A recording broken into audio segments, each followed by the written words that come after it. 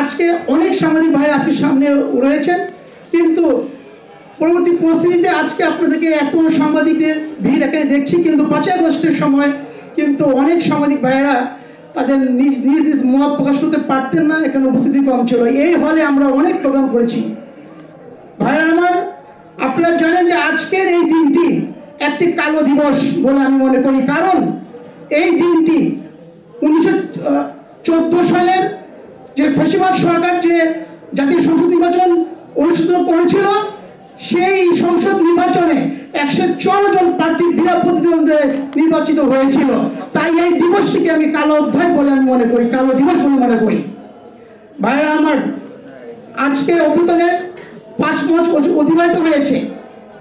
বিগত জুলাই গণ অভ্যুত্থান যারা আজকে দাবি করছে যে তাদের অবদান আজকে জুলাই গণ অভ্যুত্থান, আমি তাদেরকে স্মরণ করে দিতে চাই, আপনারা গত 15 বছর কোথায় ছিলেন?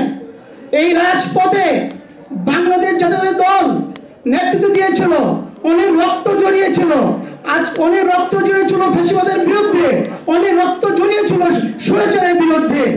এই তার ধারাবাহিকতায় জুলাইয়ের এই গণ অভ্যুত্থান সংঘটিত হয়েছে। সুতরাং আপনাদের অবদানকে আমরা খাটো করে দেখছি না। আপনাদের যেমনি অবদান রয়েছে তেমনি বাংলাদেশ জাতীয় দল বিএনপির অবদান রয়েছে, সেটি অস্বীকার করলে চলবে না। ভাইয়ারা আমার, আমাদের আকাঙ্ক্ষা ছিল যে জুলাই বিপ্লবের পর যে অন্তর্বর্তী সরকার ক্ষমতা আসীন হয়েছেন, তারা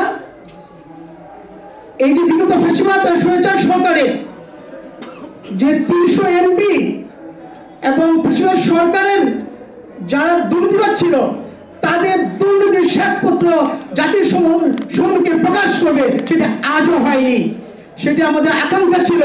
তাই বলবো, অতি সত্বর দুর্নীতির শ্বেতপত্র প্রকাশ করুন, জাতি যাতে বুঝতে পারে যে গত ফ্যাসিবাদ সরকার কি ধরনের দুর্নীতি করে বাংলাদেশকে তলাবিহীন ঝুঁকিতে পরিণত করে রেখে গিয়েছিল।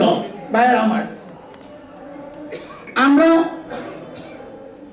শঙ্কা করছি যে যতদিন আপনারা কালক্ষেপণ করবেন জাতীয় নির্বাচন শিডিউল ঘোষণা, তাতে করে বাংলাদেশে এই ফ্যাসিবাদ যে সরকার বিতাড়িত হয়েছে, পার্শ্ববর্তী দেশের সাথে ষড়যন্ত্র করে বাংলাদেশকে অস্থিতিশীল রাষ্ট্রতে পরিণত করতে পারে, আপনাদের এই অন্তর্বর্তী সরকারকে ব্যর্থ করতে পারে।